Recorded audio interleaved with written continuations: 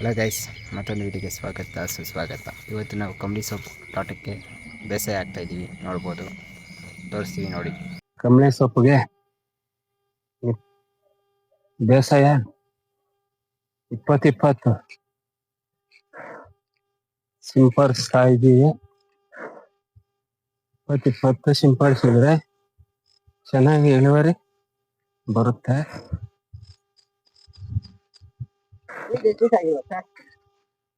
ಕೊಯ್ಲು 15 ದಿವಸ ಆಗಿದೆ. 15 ದಿವಸ ಈಗ ಬೇಸಾಯ ಹಾಕ್ಬಿಟ್ಟು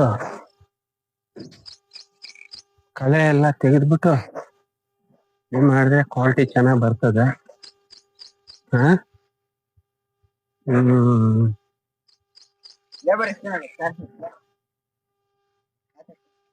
ಈಗ ನೋಡು, ಮೂವರು ನಾಲ್ವರು ಇದ್ದಾರೆ ಲೇಬರ್.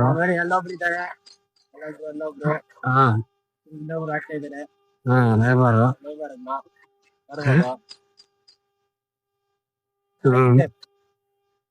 ಆಗ್ತಾರೆ. ಹೆಲ್ಪರ್ ಏನ್ ಬೇಕಾಗಿಲ್ಲ.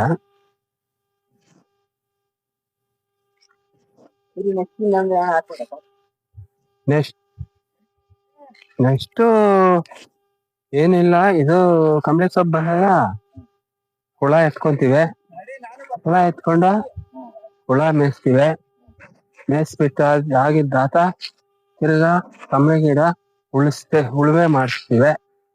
ಉಳುಮೆ ಮಾಡಿಸಿ ನೇಗಿಲು ಹೊಡೆದು ಸಾಲು ಹೊಡೆದು ಬೇಸಾಯಗಳು ಸಿಂಪಡಿಸ್ತೀವಿ.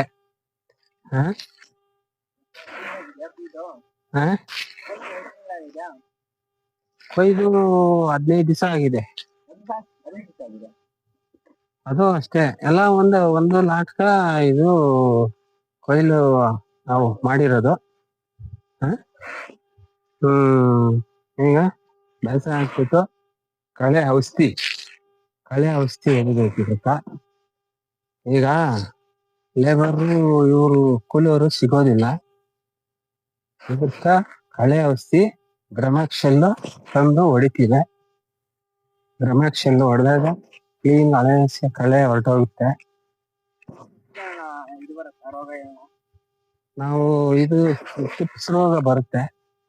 ಟಿಪ್ಸ್ ರೋಗ ಬಂದಾಗ ಅದ್ರ ಕೊಡಿ ಕಾಣಿಸ್ಕೊಂಡಾಗ ನಾವು ನುವಾನ್ ಮದ್ದು ಸಿಂಪಡಿಸ್ತೀವಿ.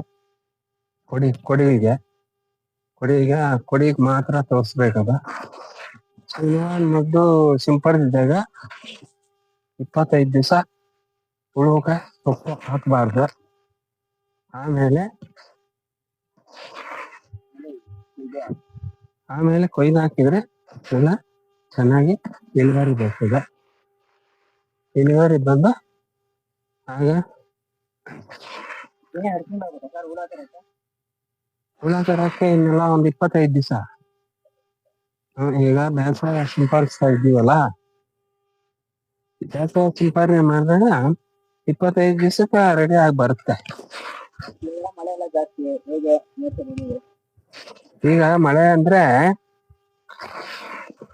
ನಾವು ಏನ್ ಮಾಡ್ತೀವಿ ಅಂದ್ರೆ, ಹುಳ ತಂದ್ರೆ ಈಗ ಮಳೆಗಾಲ ಬೆಳಗ್ಗೆ ಟೈಮು ನಾವು 3 ಸೊಪ್ಪು ಕೊಯ್ಕೊಂಡ್ಬಿಡ್ತೀವಿ. ನಾಳೆ ಬೆಳಿಗ್ಗೆ ಗಂಟ ಯೋಚನೆ ಇರಲ್ಲ. ನಾಳೆ ಬೆಳಗ್ಗೆ ತಿರ್ಗಾ 3 ಸೊಪ್ಪು ಕೊಯ್ಕೊಂಡ್ರೆ ಮಳೆಗಾಲದಾಗ ಮಾತ್ರ. ಬೇಸಿಗೆ ಕಾಲದಾಗ ಆದ್ರೆ ಆ ಸೊಪ್ಪುಗೆ ಕೊಯ್ದು ಸಿಂಪಡಿಸ್ತೀವಿ. ಇಲ್ಲ, ತ್ಯಾವ ಇರೋ ಸೊಪ್ಪು ಸಿಂಪಡಣೆ ಮಾಡ್ಬೋದು.